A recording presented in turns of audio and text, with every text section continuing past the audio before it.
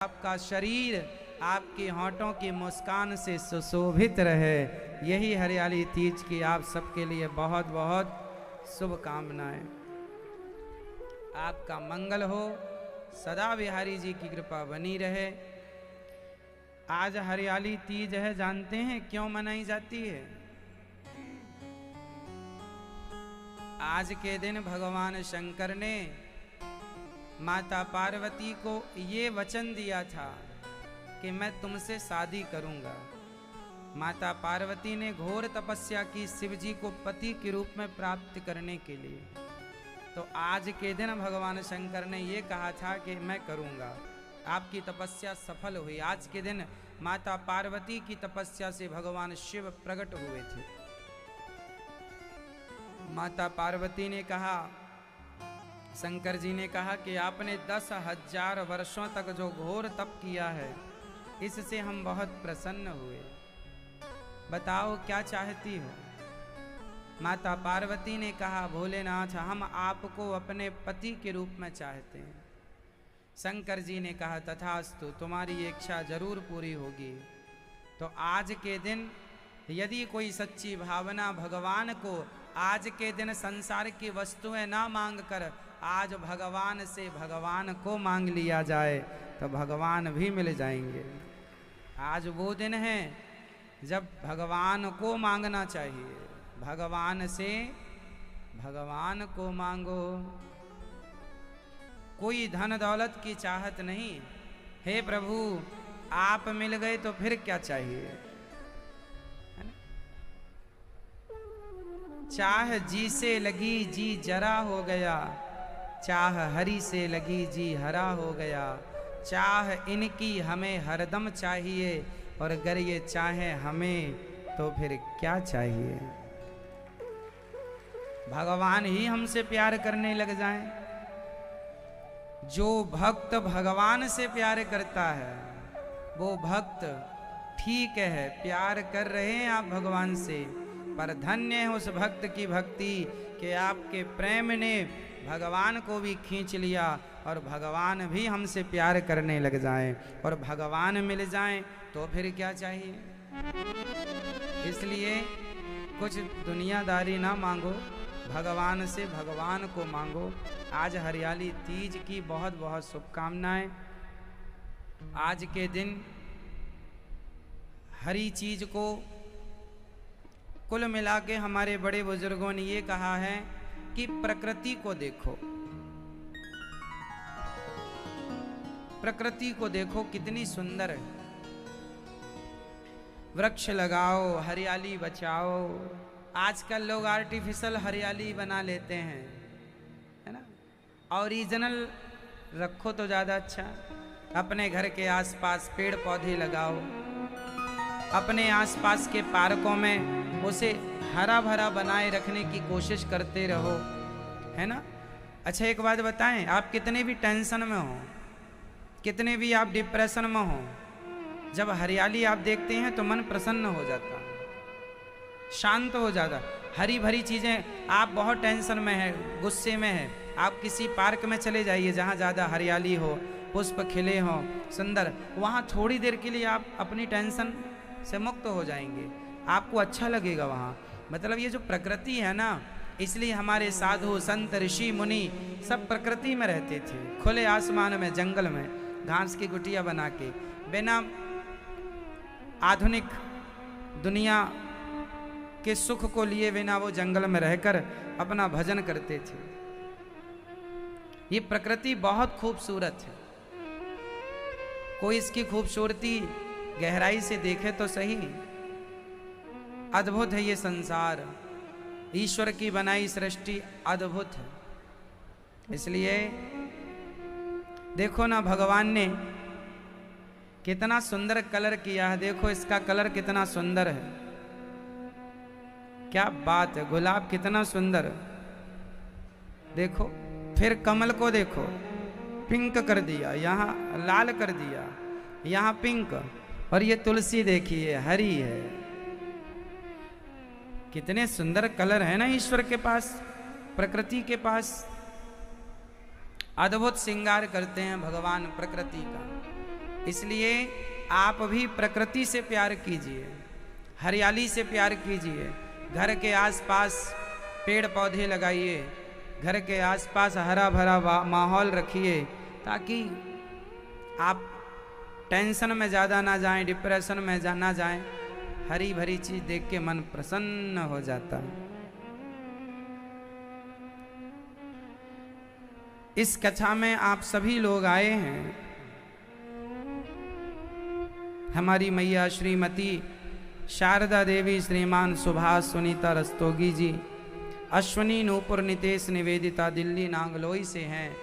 आप बड़े भाव से कथा का रसपान करते हुए मैं आपको ये निवेदन करूं सबको कि जो व्यक्ति भागवत सुनेगा उसकी जो इच्छाएं हैं भागवत जी निश्चित पूरी करेंगे, जरूर पूरी करेंगे। श्रीमती विद्यावती चंद्रिका दुबे जी, श्री पुत्री नीलम दुबे, महक जी, समस्त दुबे परिवार दिल्ली से हैं। आपका भी बहुत बहुत वंदन। आप जो कामना लेकर बैठे हैं भागवत जी सबकी वो सभी मनोकामनाएं पूर्ण करने वाली हैं। आज हम भगवान का उत्सव मनाएंगे, जन्मोत्सव।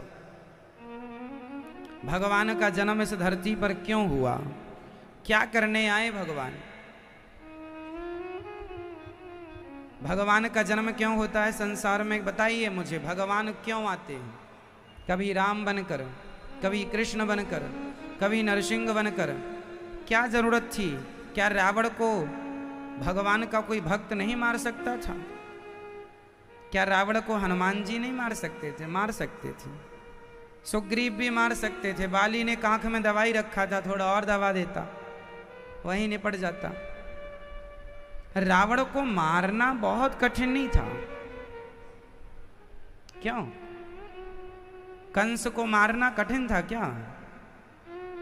कंस के लिए भगवान नहीं आए, रावण के लिए भगवान नहीं आए। आप बताओ भगवान का अवतार क्यों होता है? भगवान क्यों आते हैं बताइए? हैं? हाँ, पीछे वाले बताओ भगवान का अवतार क्यों होता है? मैया, ओ मैया, हो गई पंचायत। बताओ भगवान का अवतार क्यों होता है? बता दो मेरी माँ, बताओ। अच्छा, मोबाइल पे हो गई बात? नहीं, कर लो पंचायत, कर लो कर लो। हो गई तो बताना, फिर हम सुनाएंगे। मैया सुन रही हो ना माँ? कौन कौन सुन रहा है? कौन कौन सुन रहे हैं भाई? सब सुन रहे? तो बताओ भगवान का अवतार क्यों हुआ धरती पर? क्या करने आए राम जी और क्या करने आए कृष्ण जी? क्या रावण को मारने आए राम जी? क्या कंस को मारने आए कृष्ण जी? क्यों? क्या हिरण्याक्ष, क्या हिरण्यकश्यपु को मारने आए थे नरसिंह भगवान? नहीं। उत्तर सही ये है कि भगवान का उद्देश्य रावण जैसे दुष्टों को मारना तो देखो बाद का विषय है, आए हैं तो ये भी होगा, होगा ही ये सब। उद्देश्य मुख्य ये है, भगवान इसलिए आते हैं इस धरती पर कि वो ये बता सकें कि मर्यादा किसे कहते। राम जी ना आए होते तो मर्यादा किसे कहते हैं हम कैसे जानते? हम कैसे कहते कि भाई कैसा होना चाहिए? तो आज हम कहते हैं भाई भरत जैसा होना चाहिए। राम जी नहीं आते तो भरत जैसी भाई की मर्यादा की स्थापना ही ना होती। यदि राम जी ना होते तो ऐसा बेटा कौन है जो अपने माँ बाप के कहने से वनवास चला गया हो? इतना आज्ञाकारी बेटा। आज हम उदाहरण देते हैं कि इतना आज्ञाकारी बेटा कौन? राम जैसा। राम जी तुरंत माँ बाप की आज्ञा मानकर चले गए। माँ बाप की आज्ञा की मर्यादा को स्थापित करना था, इसलिए मेरे राम को इस धरती पे आकर के लीलाएं करनी पड़ी। और हम सभी पापी उनके आचरण को कुछ उतार लें ताकि हमारा भी उद्धार हो सके। इसलिए राम जी आए। कृष्ण जी नहीं आते तो गीता हमारे बीच में कैसे आती? कंस को मारना उद्देश्य नहीं था कृष्ण अवतार का, गीता को प्रकट करना था मुख्य उद्देश्य के। आने वाले युगों में लोगों के पास हम तक पहुंचने का कोई अवलंब तो रहे, सहारा तो रहे, तो वो ज्ञान के रूप में गीता को प्रकट करते हैं। इसलिए भगवान को आना पड़ा। परित्राणाय साधूनां विनाशाय च दुष्कृतां धर्म संस्थापनार्थाय संभवामि युगे युगे। धर्म की स्थापना करने के लिए भगवान को बार बार आना पड़ा। आज भगवान राम की भी कथा हम सुनाएंगे और भगवान कृष्ण की कथा भी सुनाएंगे। मनु जी महाराज के दूसरे पुत्र हुए हैं प्रियव्रत, जिनका विवाह विश्वकर्मा की पुत्री वरहिष्मती से हुआ। इनके यहाँ आगे चलकर भगवान ऋषभदेव जी हुए, जो 24 अवतारों में एक अवतार हैं। बोलिए ऋषभदेव भगवान की। इन्हीं के बच्चे हुए हैं भरत, जिन्होंने राजा रघुगण को उपदेश दिया और उनके अज्ञान का हरण किया। 28 प्रकार के नरकों का वर्णन सुखदेव भगवान करते हैं। नरक 28 प्रकार के होते हैं। जो जैसा पाप करता है वैसे नरक में चला जाता है।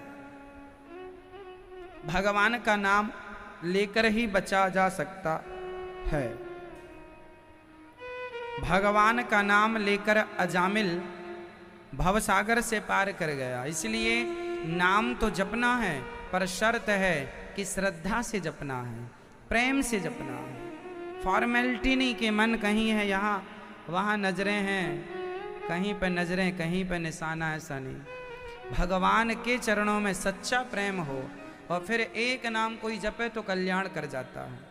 इसलिए नाम जप करने वाले साधकों को प्रेम का ध्यान रखना चाहिए। आप भगवान से प्रेम करें, भगवान में विश्वास रखते हैं, यही आपकी पूजा है। अब हम नाम तो खूब जप रहे हैं पर विश्वास तो है ही नहीं। मंत्र जाप मम दृढ़ विश्वासा पंचम भजन सुवेद प्रकाशा। नाम की शर्त है, नाम तो जपना है भगवान का, पर किससे जपना है? विश्वास से। किसके साथ जपना है? विश्वास के संग जपना है। आप में से कितनों को भगवान पे पूरा विश्वास है? क्या विश्वास है आपको?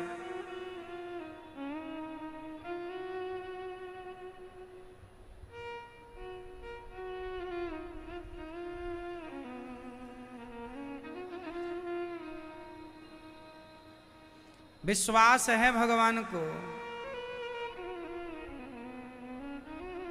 तो आएंगे भगवान।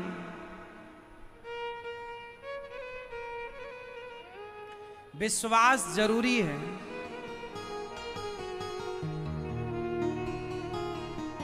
आपको विश्वास है, ठीक है, होना चाहिए, परंतु कितना हो?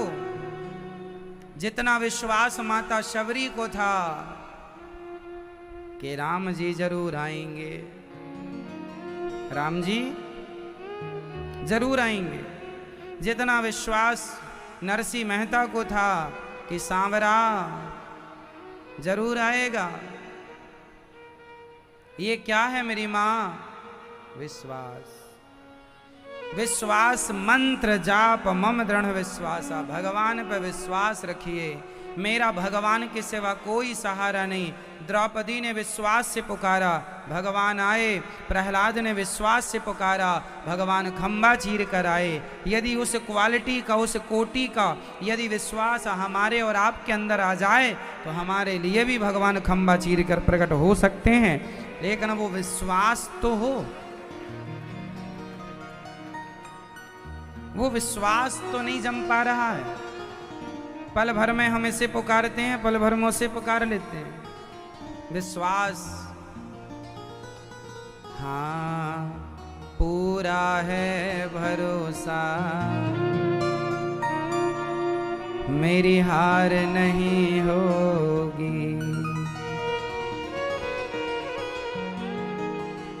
यदि विश्वास है तो भगवान कभी किसी भक्त के विश्वास को तोड़ते नहीं हैं, टूटने नहीं देते। इसलिए आपको क्या करना होगा? केवल विश्वास। यदि विश्वास से द्रौपदी ने पुकारा तो विश्वास से द्रौपदी ने पुकारा तो भगवान ने उनके विश्वास को टूटने नहीं दिया। यही है कि यदि विश्वास से हम पुकारेंगे तो भगवान हमारे विश्वास को भी टूटने नहीं देंगे। बस इतना विश्वास बनाए रखना।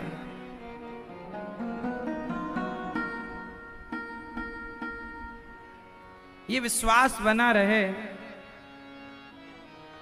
जैसे विश्वास प्रहलाद जी को।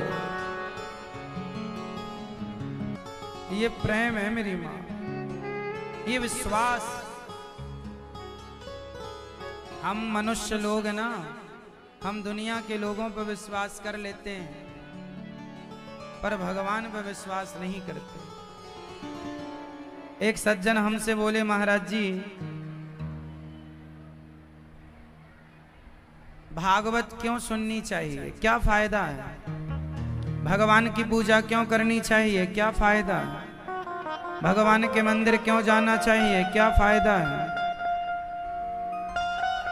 वो बोलता गया कि कथा सुनने से क्या फायदा है, मंदिर जाने से क्या फायदा है, भगवान से प्रेम करने में, भक्ति करने में क्या फायदा है?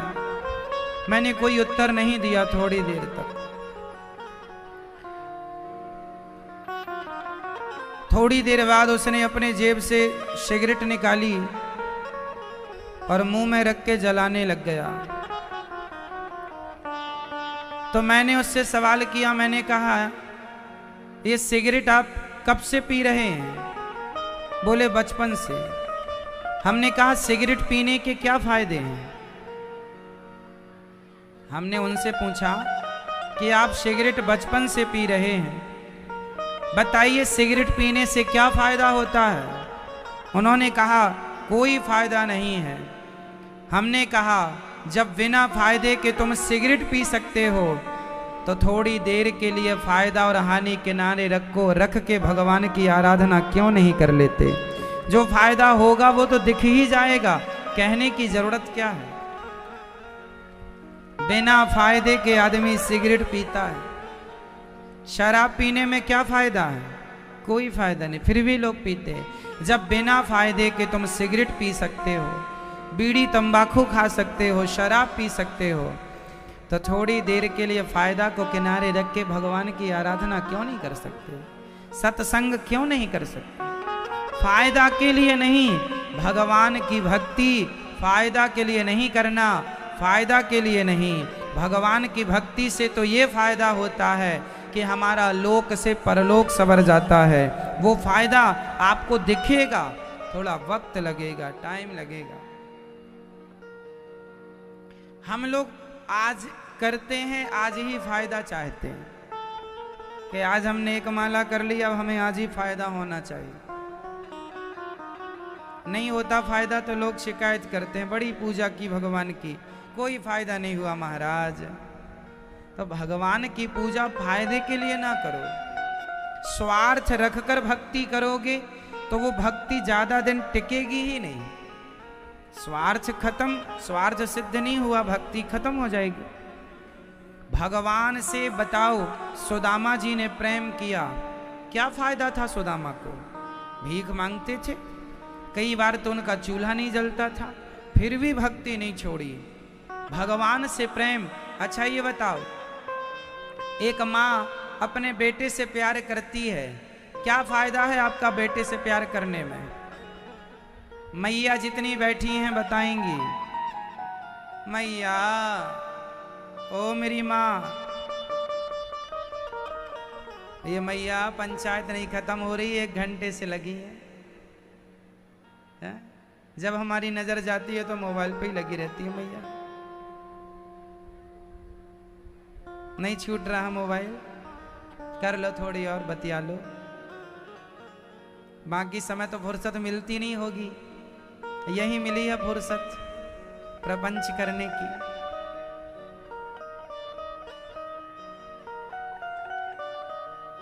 है ना? मैया सुनो, आप में से कितनी माँ ऐसी हैं जो अपने बेटों से प्यार करती हैं? हाथ उठा लो।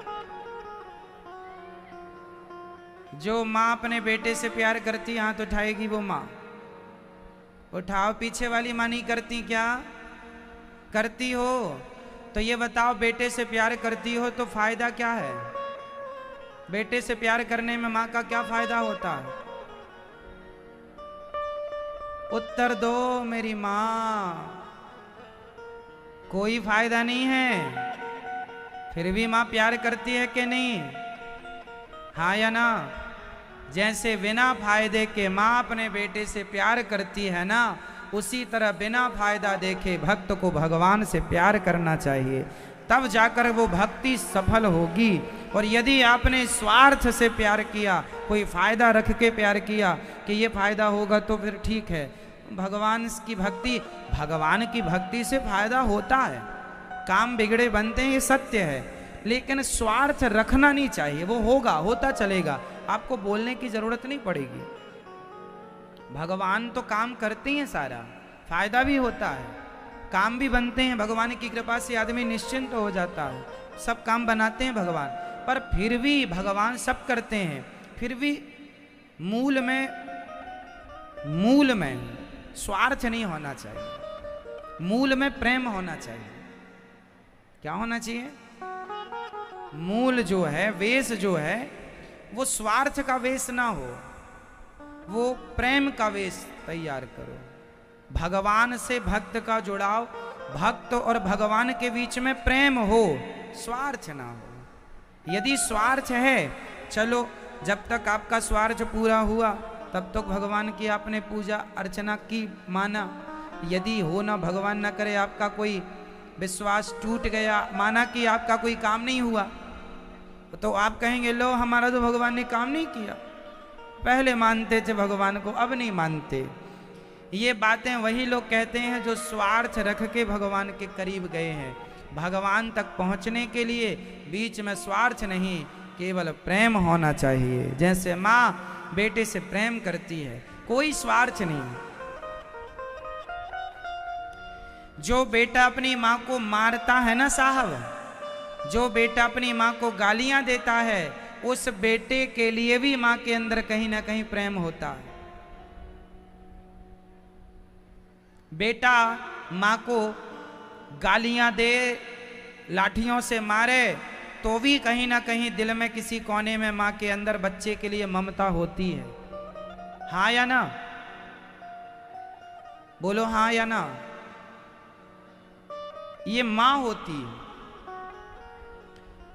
जितना बेटा, देखो कोई कुछ बेटे, कुछ यदि कोई बेटा अपनी माँ को मारने लग जाए लाठियों से, और बेटा भी मार के खड़ा ही हुआ है अपनी माँ को, और तभी कोई आए और उसके बेटे को मारने लग जाए, तो माँ तुरंत जाके लाठी पकड़ लेगी, मेरे बेटे को ना मारो भैया, ना मारो, उसने भले मुझे मारा, कोई बात नहीं, उसने भले मुझे गालियाँ दी, अपमान किया, पर माँ तो करुणा की मूर्ति है। कहीं ना कहीं कोने में ममता होती ही होती है। कोई स्वार्थ नहीं है माँ का बेटे से। पढ़ाती है, लिखाती है, चलना सिखाती है, प्यार दुलार क्या ना करती, पेट फड़वा लेती है बच्चे के लिए कि माँ को पता चल जाए कि बेटे की किडनी खराब हो गई है, तो माँ तुरंत बिना मिनट लगाए, बिना सेकंड लगाए कह देगी कि मेरी किडनी डाल दो बच्चे को। यदि डॉक्टर बोले दोनों खराब हो गई हैं, तो माँ ही एक ऐसी है जो ये कह सकती है मेरी दोनों निकाल दो, मैं मर जाऊं तो मर जाऊं, मेरा बेटा जीता रहे। ये केवल माँ कर सकती है। हो सकता है बाप भी कर दे, हो सकता है बाप भी कर दे, परंतु माँ के लिए ये संभावनाएं ज्यादा हैं। क्यों जी? सही है क्या? हम सही कह रहे हैं? जैसे माँ अपने बच्चे के लिए मरना भी पसंद करती है, इतना प्यार है माँ को बेटों से। काश इतना प्यार किसी का भगवान से हो जाए बिना स्वार्थ के, तो वो खुद चलता फिरता भगवान हो जाएगा, उसका प्रेम उसे भगवान बना देगा। मधुरी माँ कंठ में ना होती तो कंठ विष बन गया होता। वेदना हृदय को ना छलती तो हृदय पाषाण बन गया होता, वासना प्रेम को ना छलती तो प्रेम वरदान बन गया होता, और याचना भक्त में ना होती तो भक्त भगवान बन गया होता। याचना मीन्स इच्छा, ये इच्छाएं ही तो हमें भगवान से दूर रखती हैं। इसलिए भगवान और भक्त के बीच में क्या होना चाहिए और क्या नहीं होना चाहिए, पहले बताओ कि भक्त और भगवान के बीच में क्या नहीं होना चाहिए। आप बताओ मैया, पंचायती मैया बताएंगी, बताओ भक्त और भगवान के बीच में क्या नहीं होना चाहिए, बताओ। कोई नहीं बताएगा, मैया बताएंगी क्या नहीं होना चाहिए हैं? लो, अच्छा आप तो पंचायत में लगी थी, चलो आप बताओ दादाजी, आगे वाले दादाजी बताएंगे, सबसे आगे बैठे, बताओ भक्त और भगवान के बीच में क्या नहीं होना चाहिए, बताओ, बैठे बैठे बताओ क्या नहीं होना चाहिए। हाँ, आप सब लोग बताओ क्या नहीं होना चाहिए। भक्त और भगवान के बीच में क्या ना हो, स्वार्थ। और क्या होना चाहिए आप बताइए, सब बताओ, प्रेम। भगवान और भक्त के बीच में स्वार्थ ना हो, प्रेम हो। कैसा प्रेम हो? माँ की तरह प्रेम हो, जैसे माँ बेटे से प्यार करती है, वो वाला प्यार होना चाहिए, निष्कलंक, निष्कपट, निस्वार्थ।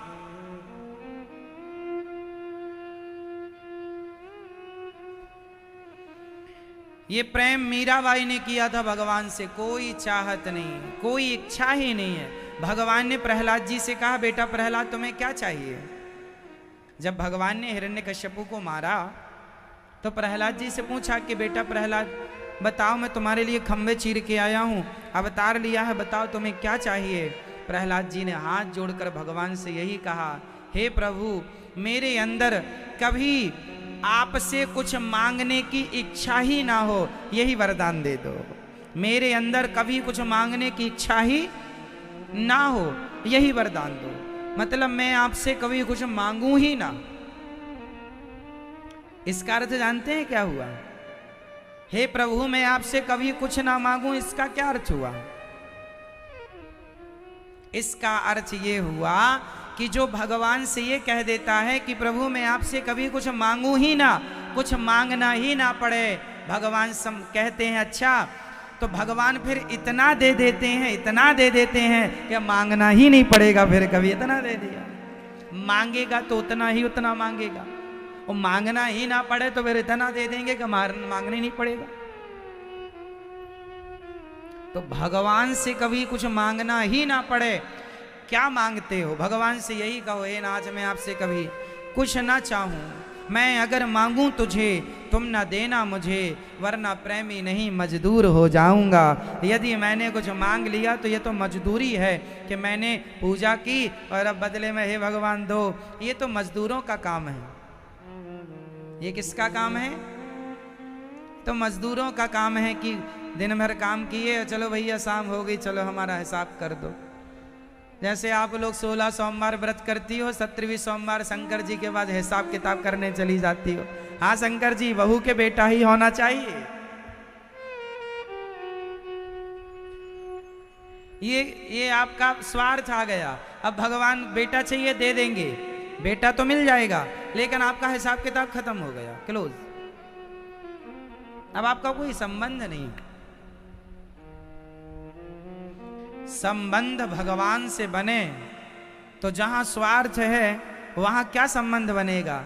जहां स्वार्थ नहीं है वहीं तो संबंध बनेगा। इसलिए भगवान की भक्ति निस्वार्थ होनी चाहिए, कोई स्वार्थ नहीं, कोई कामना नहीं, कोई इच्छा नहीं, निष्काम निस्वार्थ। भगवान ने श्री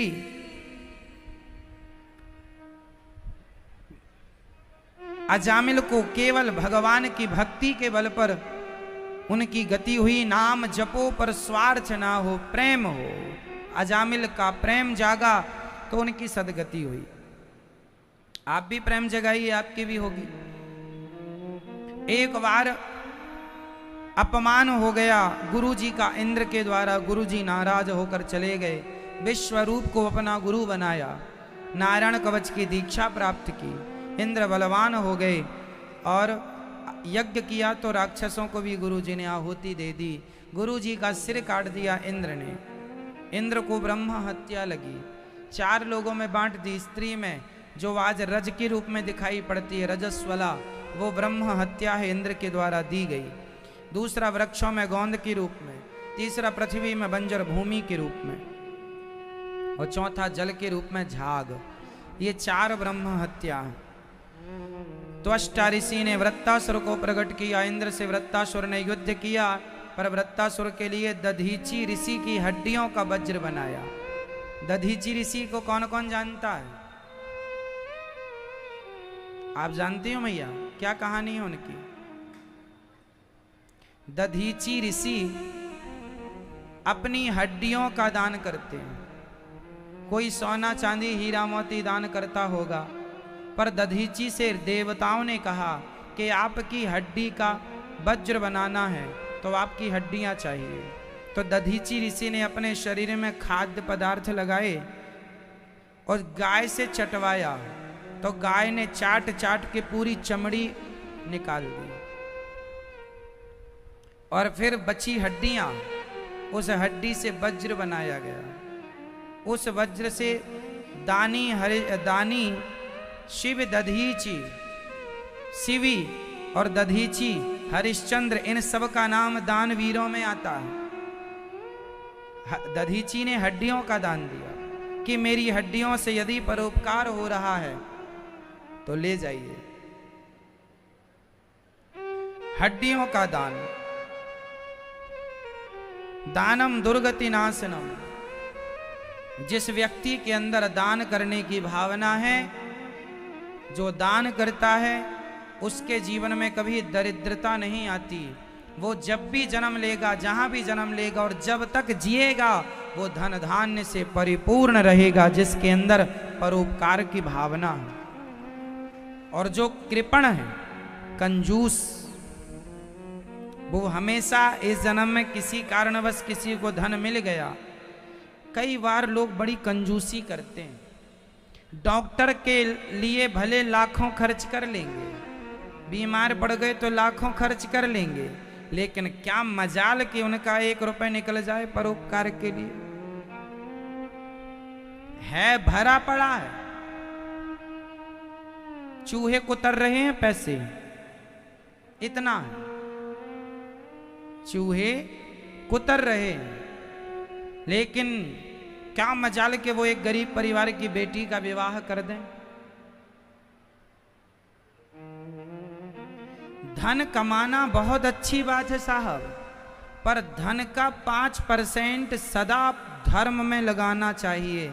5%, 10%, 100 रुपए में 5 रुपए, 10 रुपए यदि परोपकार से जुड़ता रहा तो वो 80, वो 90 रुपए, 95 रुपए आपको फलीभूत होगा।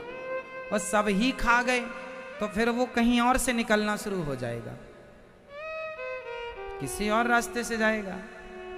धन की 3 गतियां होती हैं, दान, भोग, नाश। या तो धन को दान पुण्य करके उसे पवित्र कर लिया जाए, या तो खा पी के हजम कर लिया जाए, है ना? नहीं तो उसकी तीसरी गति है नाश। धन अपने आप नष्ट हो जाता है।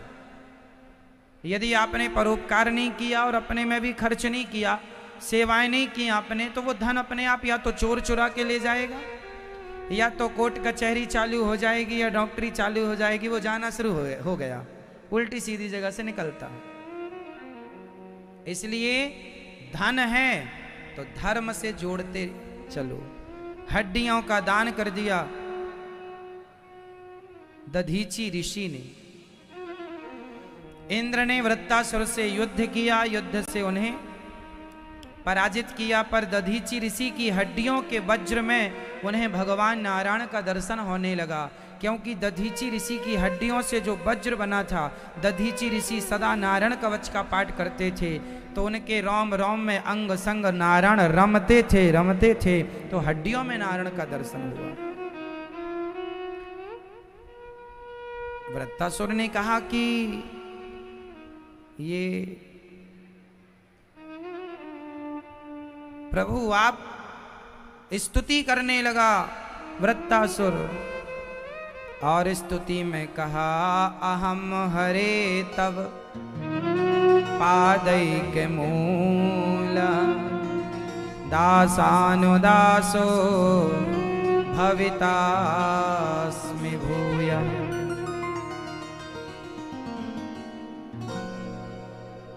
मैं आपका दासानुदासो भवितास्मि भूय। नानाक पृष्ठम न च पारमेष्ठ्यम न सार्वभौमं न रसाधिपत्यम न योग सिद्धिरपुनर्भवं वा समंजसत्वा विरहैकांक्षे। कहा कि मुझे कोई कामना नहीं, ना वैकुंठ की, ना स्वर्ग की, ना देवता बनने की, केवल एक इच्छा है नाथ, मैं आपको कभी भूलूं नहीं और सदा मैं आपका स्मरण करता रहूं। सच्चे भक्त का धन क्या है बताओ? सच्चे भक्तों का धन क्या होता है? जल्दी से बताओ, आप बताओ भैया, सच्चे भक्तों का धन क्या होता है? आपसे पूछ रहे हैं, आपसे बताओ, सच्चे भक्तों का धन क्या होता है? हाँ? आप बताओ बेटा, मैया बताओ, सच्चे भक्तों का धन क्या होता है? आप बताओ जी, सच्चे भक्तों का धन क्या होता है? हैं? पीछे की मैया बताओ, मेरी माँ, भक्तों का धन क्या होता है?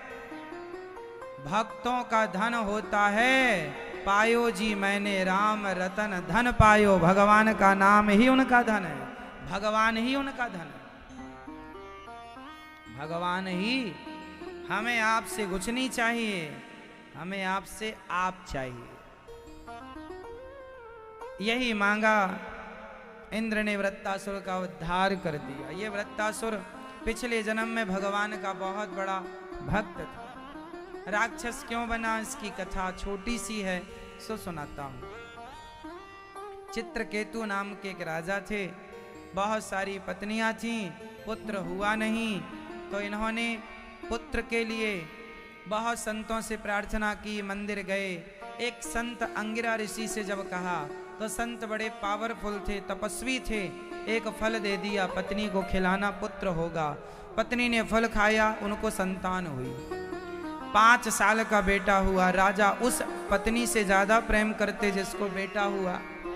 अन्य रानियां जलने लगीं, उन रानियों ने राजा को जहर, राजा के बच्चे को जहर देकर मार डाला। नन्हा सा बालक जहर खाया, मर गया। ऐसी नींद सोया, जागा नहीं।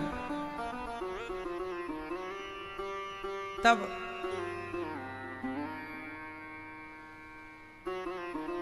नारद जी आए, समझाया क्यों रो रहे हैं? महाराज बेटा चला गया। नारद जी ने कहा, जो जाना था सो चला गया, आप मत रोइए। जिद की तो नारद जी ने मरे हुए पुत्र को जीवित कर दिया, और जब जीवित हुआ, पिता ने कहा आ तुझे गले लगाऊं। उस बेटे ने कहा खबरदार, ये बताइए आप हमें क्या मानते हैं? अरे तुम हमारे बेटे हो।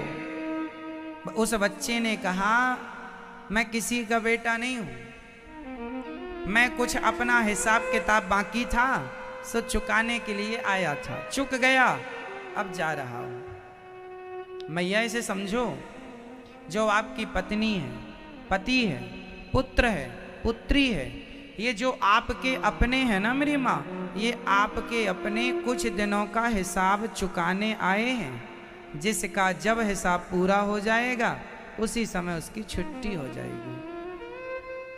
पत्नी आपकी सेवा करके कुछ हिसाब ही तो चुका रही है, आप भी कुछ हिसाब चुका रहे हैं। हो गया हिसाब पूरा, जाओ।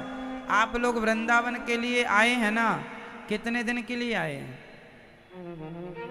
कोई 5 दिन, कोई 7 दिन, कोई 10 दिन, कोई 15 दिन।